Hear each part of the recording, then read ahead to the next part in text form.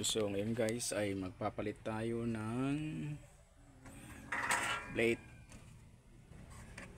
license plate light. So ito palitan natin kasi hindi na gumagana yan. So una natin gagawin, tanggalin natin ito. Yan. So ito lang. 1, 2, 3, 4. Tanggalin din. Okay. So tanggalan natin guys, tanggal na. So sunod, tinanggalin natin itong socket. Itong socket dito sa ilaw. Yan. Socket yung dalawa, ito. Nalis na tinanggalan natin yan. Then sunod natin tanggalin ito. Tanggalan natin yung mga bolt. Ito. Kasi hindi ito matanggal kasi pag ano mo, hindi siya ano sa labas. So dapat tanggalin. Ito tanggalin. Oy, nahulog. So pang tanggalin natin ito lahat-lahat. Kasi hindi yan yung mamaya matanggal. Pati itong susian. Yan, susian. So tandaan na natin kung saan sa nakalagay. Anong pastada niya. So balik maya. Ganoon pa rin. So tanggal na. Yan, okay na. So alisin na natin to. Iangat na natin to.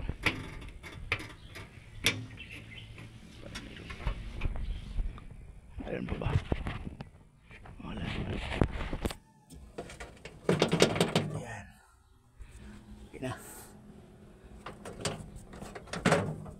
Okay.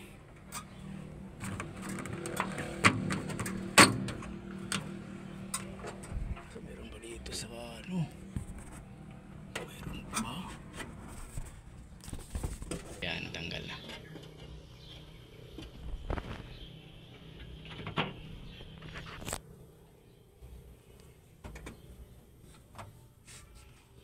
So yan, natanggal na. Kasi angat na natin to guys. Angat natin yan. Meron pa ba dito? Sticker. So tanggalin na natin. Kasi matanggal naman yan. Yan. Matanggal na. Yan. So kasi tanggalan natin, palitan na natin ng ito. So paano natin sige, anong pa rin yan, balik.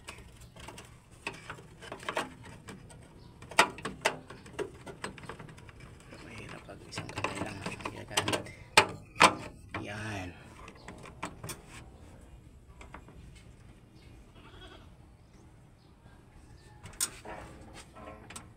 Nakawasti.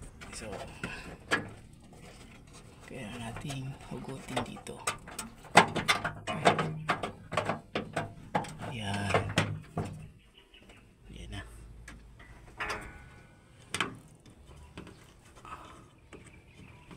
Okay na yan.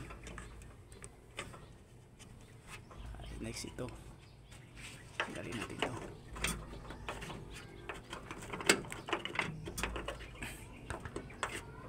Tanggal na. So ano lang ito. Bigayin.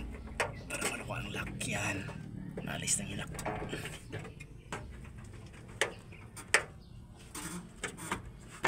Okay, galing natin. Yan na. Nahugot na guys. So sa paghugot nito, kailangan bigayin mo dito. Yan, kasi itong lock nya para matanggal palabas. So ngayon papalitan na natin na yung isa, napalitan na. Yan o. Isa naman. So mahirap kasi pag isang kamay lang ginagamit. Lagyan natin ng oil kasi tigas. So lagyan natin dito. Ayan.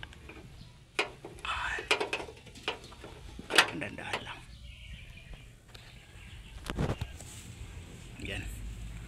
pasok. So napasok na natin.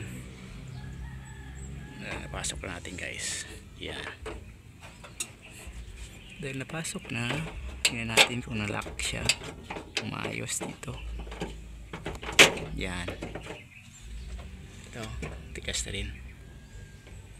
Okay na, lock na siya. So ngayon, okay na yan. Ibalik natin yung mga tornilyo. So ilagay muna natin ito. Panglagay muna natin yan dyan. Saka ibalik yung mga tornilyo. Yan, nabalik na natin. So mahirap kasi pag ulang medium. Nabalik natin yung mga bolt, yung socket. Yan. So i-try natin guys kung gumagana ba. Try muna natin. Subukan natin kung umiilaw.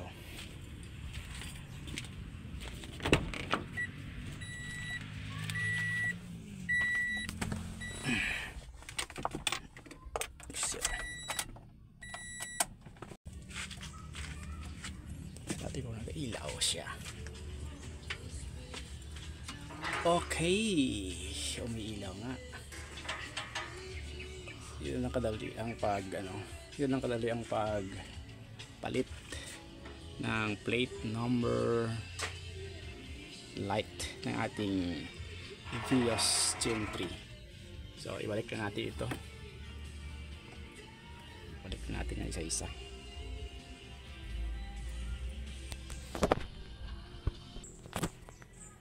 Ito guys, ibalik na natin itong mga yan, yan lang simple balik.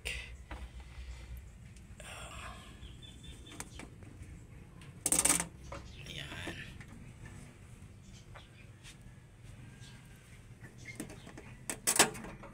Yan.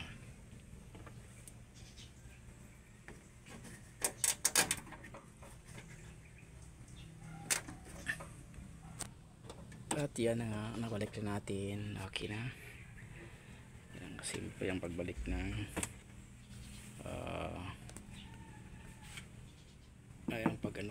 ang pagpalit ng itong plate number light ng ating Vios. Okay, thank you for watching.